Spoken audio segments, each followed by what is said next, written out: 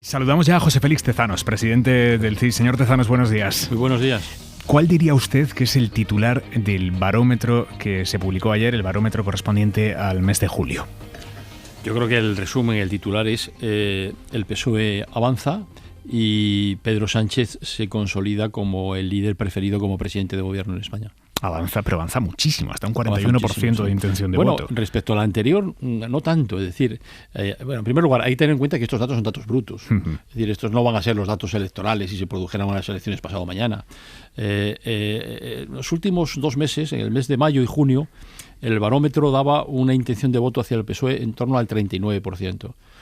Que es una subida espectacular, que nosotros atribuíamos al clima postelectoral. Habían tenido lugar 2 elecciones, el PSOE y las europeas también, el PSOE había ganado en todas ellas, había ganado con cierta diferencia en algunos casos, y entonces nos parecía que había un clima postelectoral que debía ser lo que nos permitía explicar ese fenómeno. Lo que vemos es que pasa ya el clima postelectoral y que estamos en julio, y en julio pues no solo se ha consolidado esa tendencia, sino que ha aumentado.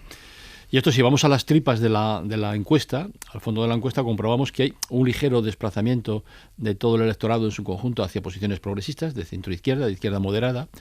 Y en segundo lugar, vemos también que las lealtades de votos se están modificando. Es decir, tan cerca de las elecciones de abril, pues hay partidos como el PSOE que mantienen el grueso de sus electores anteriores y ganan de otros partidos. ¿Y cuál es el partido con menor lealtad de voto? Gente que votó a X partido y ahora se plantea votar a otro. El 28 de abril, es Unidos Podemos. En julio, antes del debate de investidura, tenía una lealtad del 55,7%, que es muy poco. Muy poco para un partido y muy poco de manera tan inmediata a las elecciones, ¿no? Y ¿es realista que en la primera quincena de julio, que es cuando se hizo el trabajo de campo, hubiera más españoles dispuestos a votar o que se decían dispuestos a votar al PSOE que a PP, Podemos y Ciudadanos juntos? Sí, eso es cierto, pero bueno, es que en las últimas elecciones también hubo una distancia muy grande. Eso lo hemos comentado no tanta, señor Tezanos. Sí, pero por ejemplo, yo además lo comenté aquí, en esta casa, cuando nos salía que el PP iba a tener el 17% de votos. Yo decía que a mí me extrañaba, y pues eso, que tuvo el 16,8%, ¿no? En fin, estaba en esos parámetros, ¿no? Entonces hay movimientos en los partidos políticos que están cambiando el panorama. Hay que tener en cuenta que el panorama es muy fluido, es muy volátil, ¿eh? Y de un mes a otro puede cambiar.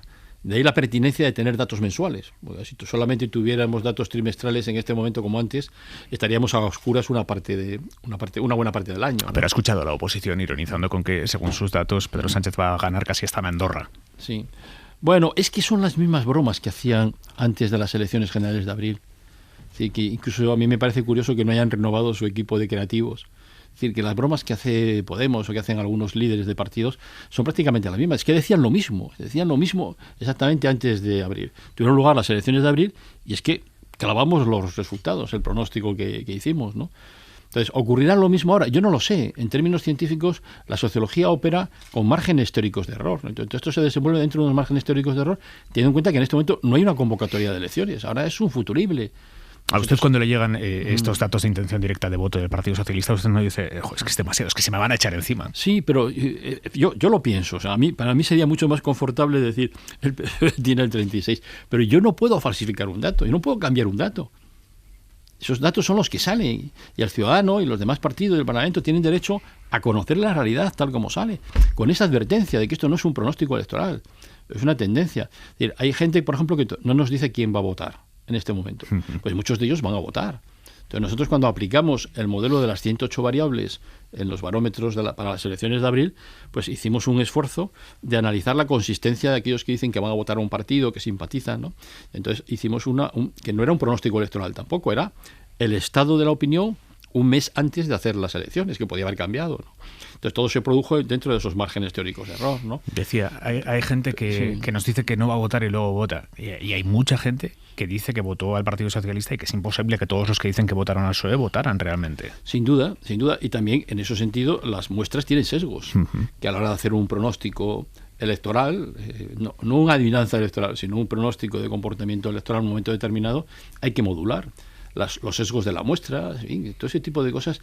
La sociología es una ciencia con problemas, porque estamos hablando de seres humanos y los seres somos libres y por lo tanto siempre hay un error, hay una indeterminación. No se sabe qué va a hacer muchas personas en último momento y sobre todo esos que toman la decisión a la última semana o el último día, el 4%. Entonces Entonces eso es impredecible, ¿no? Pero por lo demás la tendencia sí se ve, las tendencias se ven. Esto es como un fluir de un río, ¿no? Entonces estamos viendo que hay unas tendencias que refuerzan a un partido y debilitan a otros. ¿Eso tiene alguna concordancia con lo que está sucediendo en la vida política? Pues posiblemente. Y algunos cuando dicen, hombre, es que esto se hizo mucho antes del debate de investidura. Es que probablemente el debate de investidura, entre aquellos que tienen información, bueno, todo el mundo tiene información directa, lo ha seguido, pues entre ellos probablemente va a operar, yo me atrevería, y esto es una opinión, no es un juicio científico, que va a ir en la misma dirección que hasta ahora, probablemente. Es decir, ¿Usted cree que va a reforzar a unos partidos y va a debilitar a otros? Si el trabajo de campo se hubiese hecho después de las fracasadas negociaciones entre PSOE y Podemos, ¿la intención directa de voto del PSOE aumentaría? Yo creo que sí. Yo creo que es muy posible, es muy posible. Y la de otros partidos se debilitaría. Por eso yo señalo que la encuesta, y su subrayo, es anterior a ese fenómeno, ¿no? Pero yo creo que la encuesta revela que hay un partido que está en ascenso, está en un buen momento, que puede variar, que puede cambiar, de aquí a cuando haya elecciones, que no sabemos si va a ser dentro de 4 años o dentro de unos meses. Ojalá que sea en el tiempo que corresponde. Entonces, hay partidos que están en ese crecimiento, y luego hay partidos que están en declive. El primero, Unidos Podemos. Eso lo dicen los datos de esta encuesta y otras encuestas también. En segundo lugar, también Ciudadanos. Ciudadanos tienen un retroceso tremendo. Y Vox. Bueno, Vox va a quedar reducido a lo que es la extrema derecha sociológica en España. Estaba un poco inflado en ese momento. Y hay un partido que tiene una recuperación incipiente. Una cierta recuperación, porque recupera votos, que es el Partido Popular, ¿no? Pero claro, todo depende de cómo ocurra. Cuando Casado dice ayer ante la Junta Directiva de su partido que está notando que los electores vuelven al PP, eso está contrastado con datos. Sí, entonces. Hay una cierta recuperación, pues sobre un parámetro muy bajo, es decir, porque hay una cierta desmovilización de la derecha. La vida política en España ha discurrido por ciclos. Tuvimos el ciclo inicial de la transición, con el predominio de Suárez y el Unión de Centro Democrático. Luego hubo el largo periodo de predominio del ciclo del PSOE, con la modernización y Felipe González. Luego hubo el ciclo de Aznar. Luego hubo el ciclo de Zapatero, hubo un ciclo más corto de Mariano Rajoy, y ahora estamos en un nuevo ciclo, que ahí se inauguró hace un mes. Entonces, claro, casi todos estos casos, excepto en el del primer ciclo de Felipe González, hay una arrancada más débil, y en la segunda legislatura generalmente hay una mayoría absoluta, se imponen por más del 40% de los votos. No es imposible. Me ha llamado la atención que diga que que usted cree que si el trabajo de campo se hiciera ahora o después, por lo menos, de la investidura fallida, el PSOE saldría más reforzado. Hombre, yo creo que en este momento, empíricamente, más allá de las opiniones que tenemos cada cual, los hechos empíricos, la realidad, es que el único partido que ha votado en el Parlamento para que haya gobierno es el PSOE. El PSOE, en congruencia, lógicamente, pero el PSOE, los 123 diputados del PSOE más el del Partido Regionalista de Revilla, han votado por un gobierno. Quieren que haya gobierno. Y lo han demostrado no con palabrerías, ni con confusiones, ni con argumentos soslayados y demás y tal, sino con los hechos. Han votado porque haya gobierno. Los que se abstienen, ¿qué quiere decir? ¿Que no quieren que haya gobierno? Los que votan en contra, ¿que no quieren que haya gobierno? Entonces, ellos son los que son responsables. Entonces, claro, por mucho que hagamos interpretaciones, análisis y que haya grupos de presión que intentan influir, el ciudadano español no es tonto. Ve los hechos. El que tiene información, porque en la vida política siempre tenemos que tener en cuenta que hay un porcentaje bastante amplio de la población que pasa bastante de la política. Entonces, ¿qué ve ese elector? Bueno, pues ve que ganó una persona a las elecciones, que esa persona tiene un carácter templado, que habla con moderación, que hace propuestas. ¿Vale? Los que vimos el debate, vimos que hubo un partido que presentó un programa con 6 grandes proyectos nacionales de interés general. Entonces, claro, ese ciudadano ve que luego no se habla en torno a eso, sino que se habla en torno a gracietas y no sé qué y demás, ¿no? Y el mensaje, eso hay que entenderlo. Yo no sé cómo los expertos, los que ayudan en comunicación, no se lo explican a los líderes. Hay cosas que no llegan, que llegan difícilmente, los chascarrillos, los insultos, ¿no? En el caso concreto, por ejemplo, de lo que yo estoy padeciendo en el CIS, pues claro, frente a datos, a estudios rigurosos, ¿qué oponen? Pues bromas de mal gusto y chascarrillos, insultos, ¿no? Entonces eso no es propio de gente seria, ¿no? Y no solo bromas, me gustaría que escuchara lo que dijo ayer Rafael Hernando. Tezanos es una persona que debería de estar en estos momentos respondiendo ante la justicia de malversación de caudales y fondos públicos. ¿Qué le parece? Bueno, pues este señor está cometiendo un delito. O sea, él sabe que es mentira lo que dice. Pero es que además el carácter insultante lo lleva al terreno del delito. Me han presentado denuncias. A mí me han presentado denuncias en los tribunales. Entonces, claro, eso es una especie de situación pues muy destemplada y muy... Pero yo creo que eso hay que desterrarlo el insulto, la descalificación. Eso es lo que lleva a algunos partidos al deterioro, ¿no? Yo creo que el ciudadano español lo que quiere es que primero le hablen de sus problemas, ¿no? Y que estemos centrados en cuestiones objetivas. Y segundo, que se haga de manera educada. Claro, si todo esto lo lleváramos a la vida privada, a la vida de los trabajos y demás y tal, pues estaríamos insultándonos y descalificándonos unos a otros, ¿no? Yo creo que eso, en fin, agita los peores fantasmas de la historia de España. Hay que tener tranquilidad, hay que tomarse las cosas con relatividad y hay que fijarse en los objetivos reales, en las cosas reales. No en insulto, ese otro líder que va hablando de una banda y demás y tal, ¿no? Pero la última vez que habló en el Parlamento hubo una gran carcajada, ¿no? Entonces eso a muchos ciudadanos, pues eso fomenta la antipolítica, ¿no? y la desafección, ¿no? Yo creo que tenemos en España en este momento problemas y oportunidades, ¿no? Y el ciudadano está deseando, primero tener información contrastable, rigurosa, y en segundo lugar, pues que hablemos de esos problemas, no nos encercemos y en torno a esa mesa, a las propuestas que hizo, en ese caso, el presidente del gobierno, ¿no? De la propuesta de programa, pues ahí podía haber un debate. Entonces, fíjese que esto, yo muchas veces utilizo ese símil, ¿no? El famoso, digamos, dicho oriental, ¿no? Cuando el dedo apunta a la luna, el necio mira el dedo y no a la luna. Pues miremos a la luna. Entonces a veces se enzarzan algunos en estas cuestiones de menor cuantía. Luego se extrañan de que las encuestas les vaya mal, pero no las encuestas, las urnas también les van mal, ¿no? Pues no se extrañen, ¿no? Hablaba usted de la antipolítica. Hay un 38% de españoles que consideran que ahora mismo la política, los políticos, es un problema en este país, ¿no? Un 18% dice es el principal problema, y si se suma a aquellos a los que consideran que es el primero, el segundo o el tercer problema, la política, los políticos, es un 38% del total. Eso ¿estamos ante un auge del sentimiento antipolítico? Bueno, eso está bien matizado, porque esos son la suma de tres preguntas. Claro, por eso le decía. Tres preguntas expresas. El 18% problema, segundo. Dice, el primer problema son los políticos. Ese es el porcentaje que podíamos tener. Bueno, dicen los partidos, la política y los políticos, que es una suma que se está haciendo en el CIS de siempre, que yo creo que habría que revisar, porque ¿qué se quiere decir? A mí sí me preguntan de si me preocupa la política en este momento, yo diría que sí. A mí me preocupa la política en este momento, la situación política. Pero no le preocupan los políticos. Pero no tengo una mala opinión de los políticos. De algunos sí, de otros no. Un famoso cardenal ese que fue a Estados Unidos le preguntaban qué opinaba de los americanos. Dicen, no les conozco a todos, ¿no? Pero hay políticos de muy distinto tenor, ¿no? Y lo estamos viendo en las puntuaciones, en las valoraciones, ¿no? ¿Y eso lo va a cambiar? ¿Lo va a desagregar? Yo creo que eso... La pregunta es abierta y se recoge literalmente. Los encuestadores recogen y luego se codifica. En la codificación yo creo que había que especificar todo lo que sea mejorar la información es bueno. Yo creo que había que hacerlo, sinceramente. ¿No? Volvamos a mi pregunta. Sí. ¿Estamos ante un auge del sentimiento antipolítico? Puede haber. Hay una preocupación y probablemente un distanciamiento, pero es lógico. Hemos votado y no hay gobierno.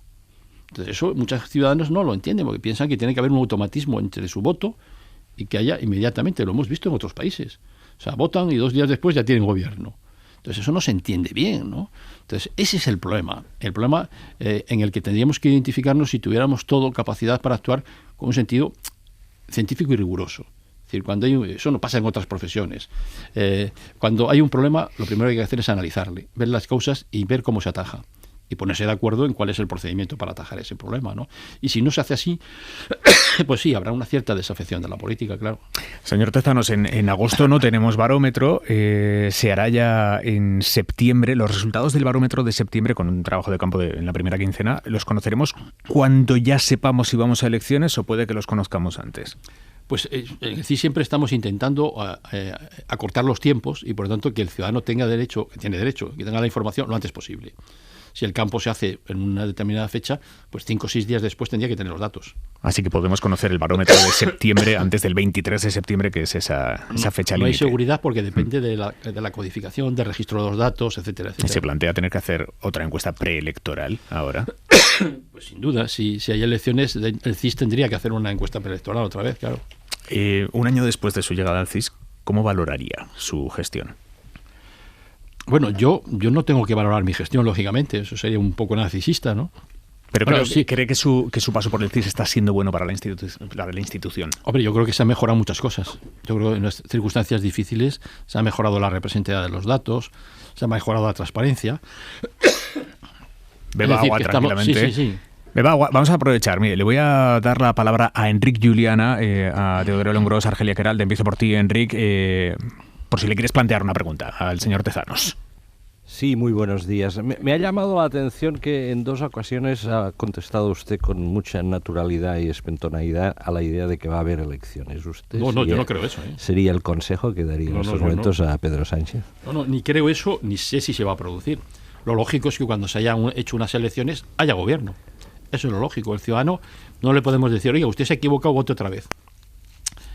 Porque claro, eso forma parte de la lógica de la democracia, pero eso hay que decírselo a aquellos que no han votado a favor de un gobierno en el Congreso, porque podían haber votado otra alternativa, construido, que no existe en este momento, otra alternativa e intentar votar esa alternativa.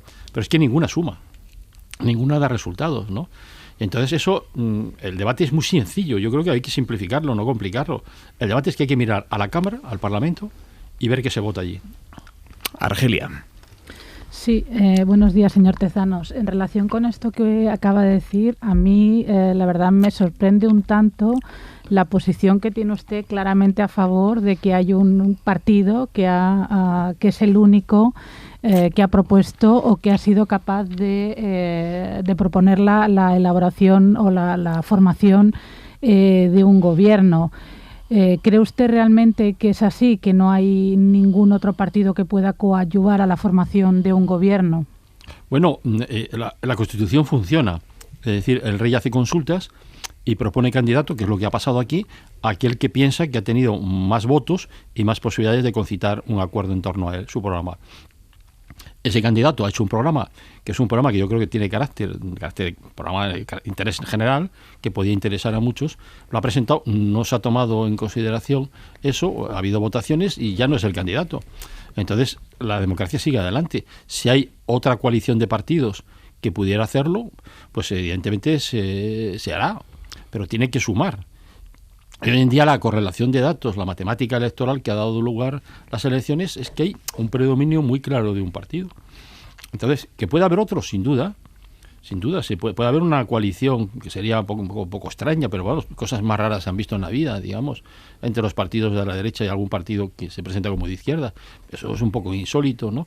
Pero bueno, tendría que salir del Parlamento. Y no nadie en particular, porque en este momento, cuando algunos le dicen a Pedro Sánchez que tiene o se le puede recomendar que convoque o no convoque, ya no tiene competencias, está en funciones. Si no estuviera en funciones, la Constitución sí le atribuye la competencia para poder disolver y convocar. En este momento todo depende del Parlamento, todo está residenciado en el Parlamento, ¿no? Ni el rey tampoco puede convocar, es el Parlamento. Y hay un automatismo. Si el 25 de septiembre no ha salido un gobierno, automáticamente se convocan elecciones. Ahora, fíjese, yo creo que la reflexión, volviendo antes a lo que yo decía del dedo y la luna, la reflexión seria que habría que hacer en torno a esto es decir, bueno, ¿cómo evitamos este bloqueo? O sea, ¿qué procedimientos tenemos para evitar este bloqueo, ¿no? ¿Y qué piensa también el ciudadano español? Porque el CIS también aporta alguna información sobre eso, ¿no? Pues la mayoría de los españoles en este momento, lo preguntamos en la última encuesta y en esta de julio también, piensa que habría que suprimir de la Constitución española ese requisito de mayoría absoluta en primera vuelta y en general criterio mayoritario para la elección de presidente de gobierno, igual que para la moción de censura, ¿no? Entonces, hay sistemas, lo hemos hablado muchas veces y aquí se ha hablado en estas ondas, ¿no? El modelo que tienen en este momento en el País Vasco o en Asturias o que tienen otros países, ¿no? En los que se garantiza que hay una investidura automática. Es decir, el bloqueo es siempre malo para todos y sobre todo es malo para la sociedad española. Entonces, fíjense que hay cantidad de gente en este momento que puede pensar hacer una inversión, tener una iniciativa, hacer cualquier cosa. Entonces, claro, esta incertidumbre de que no haya gobierno pues le lleva a retrasarlo. Entonces, eso sería lo importante, es decir, que de esta situación, de este debate, todos entendiéramos que hace falta ponernos de acuerdo en que la democracia española no se bloquee, porque eso es lo peor que nos puede ocurrir. ¿Sabe lo que puede estar pensando mucha gente escuchándole? ¿No se está mojando demasiado, Tezanos, para ser presidente del CIS? Sí, efectivamente. Yo tengo una dimensión de ciudadano que tiene su opinión y como presidente del CIS, cuando me preguntan de datos, hablo pues como un médico o un ingeniero, puedo hablar de resistencia a los materiales, a la enfermedad, pero luego todos somos humanos, tenemos nuestro corazón y tenemos nuestra opinión. Y yo creo que en este momento, bueno, pues efectivamente hay un problema concreto. Yo sé que hay gente que piensa que yo no debo opinar y efectivamente yo agradecería mucho que no se me llevara al terreno de dar opiniones políticas en este momento. Pero sin duda todos somos políticos, eso ya lo tenían claro ya los griegos, ya cuando Aristóteles decía que todo el mundo era político y el que no era político era idiota, es decir, que no era ser social y ser, sí, eso era una expresión que utilizó ya el propio Aristóteles en sus obras, ¿no? Es el origen de la palabra, ¿no? La palabra como insulto en este momento, el que vive al margen de la sociedad, de la polis, de las cosas de lo común, ¿no? Tío León Gros. Sí, señor Tezano, usted, claro, no solo es político en el sentido griego, es también parte de un partido, ¿no? Sin duda, sin duda. Y esto cambia un tanto las cosas. A mí hay algo que me gustaría preguntarle. A partir de su experiencia, se ha referido a esas bromas, en algunos casos mezquinas, a los automatismos retóricos faltones como los de Rafael Hernando. Que esto es evidente, ¿no? Pero también es evidente que hay un cierto deterioro de la imagen del CIS, ¿no? Yo creo que no, ahora se lo explico. Sí, bueno, yo desde luego la percepción que tengo es que hay un deterioro considerable y tiene que ver seguramente, sin cuestionar la profesionalidad de quienes trabajan en el CIS, por supuesto, ¿no? Pero tiene que ver también con, ustedes advierten que no hacen un modelo de estimación de voto, pero en definitiva presentan los resultados como si fuera voto y al final esto genera una gran confusión, se resulta ambiguo, sale en el telediario, abre portadas y por supuesto genera una enorme tensión. Yo la pregunta que le quería hacer es si no creía que en el futuro sería mejor que el responsable del CIS fuera alguien más distante de la política o de los partidos para darle una imagen de independencia mayor. Señor Tezanos. Sí, bueno, usted me imagino que habrá ido alguna vez al médico, habrá tenido relación con un ingeniero, con alguien para alguna obra o algún arquitecto. ¿Usted les mira su carnet de orientación política? Es decir, ¿usted no se fiaría de un médico de un hospital en el que hubiera al frente alguien que estuviera alienado con un partido? Si fuera un médico que militara, por ejemplo, en antivacunas, pues sí. Bueno, eso no es un partido político. No, eso no es un partido político. Si yo tuviera, por ejemplo... Es que usted influye en la política, señor Tezanos, el médico no. No, pero bueno, claro, efectivamente, la sociología tiene siempre un componente de proyección sobre la sociedad, pero yo, por ejemplo, nunca he falsificado un dato, ni he cambiado un dato. Antes me preguntaban aquí que si a mí me siento incómodo cuando sale el 41%, y en fin, si hubiera sido más cómodo diciendo un 36% porque hubiera sido más verosímil. Pero es que eso no se puede cambiar. Es que el ciudadano, no yo, sino el ciudadano tiene derecho a saber eso. Y el problema, lo que hay que conseguir en instituciones como el CIS es que el trabajo se haga de manera rigurosa, profesional, solvente, que la muestra esté bien hecho, que las preguntas se hagan de manera correcta, que luego se tabulen bien los datos. ¿Ha hablado con Pedro Sánchez sobre si repetiría en caso de que él se mantuviera en el gobierno? Bueno, desde luego, si yo hubiera hablado de eso con Pedro Sánchez, no lo podía decir en las urnas. Vaya, ¿no? por Dios. Claro, es evidente, ¿no? Lógicamente. Pero vamos, en cualquier caso... ¿Le gustaría repetir a usted? Yo no tengo inconveniente ni en repetir ni en no repetir. Lo he hecho desde el primer momento. Y luego otra cosa, es decir, todos los 22 presidentes que ha tenido el CIS hasta la fecha, bueno, el 21, yo soy el 22, todos excepto 2 han estado vinculados a partidos políticos. Algunos han sido después ministros, han tenido distintas responsabilidades, han estado muy implicados, han sido miembros de las direcciones de sus partidos. Alguna presidenta del CIS, del PP, pues era la directora de la revista teórica del Partido Popular. Entonces, hombre, qué gracia que ahora se plantee esta cuestión. O sea, nunca ha sido una cuestión importante. Pero la cuestión importante, igual que en un médico, es si opera bien o no opera bien, si obtiene, digamos, una información rigurosa y fiable de sus análisis o no. Eso es lo que hay que preguntar. Usted es un buen cirujano, se considera un buen cirujano. Yo creo que profesionalmente tengo todos los esenios de investigación y he realizado, pues, a lo largo de mi vida 117 investigaciones, más las que estoy haciendo en el CIS, ¿no? Bueno, y he hecho a veces, porque mi tema central no es el tema del pronóstico electoral, lo estoy haciendo desde hace muchísimo tiempo, desde que era estudiante, y en aquellos tiempos que hice ya algunas encuestas sobre orientaciones de los universitarios y demás, ¿no? Pero mi tema central es la desigualdad y los cambios tecnológicos, es de lo que me gustaría hablar, por ejemplo, a mí en las tertulias, ¿no? Lo que pasa es que me ha tocado esta situación y yo sí les puedo garantizar y decir que se está haciendo de manera solvente. Y en el mundo profesional, que eso es lo que a mí me importa, el mundo de los colegios profesionales, el mundo de los sociólogos profesionales, los académicos y demás, pues este debate se sigue con mucho estupor. Es decir, se sigue con mucho estupor por la gente que sabe de sociología. Porque, claro, cuestionar a la persona y no el hecho es una manera de primitivismo, de análisis simplista y más propio de otras ideologías que consideraban, digamos, de ahí viene la teoría del estigma, de algunas personas estigmatizadas para ciertas tareas, ¿no? Hagamos una reflexión y pensemos con cultura democrática. Cultura, digamos, tolerante, que es la base de la cultura democrática. Tenemos que dejarlo aquí. José Félix Tezanos, presidente del CIS, muchísimas gracias por haber estado esta mañana. Buenos días. Buenos días.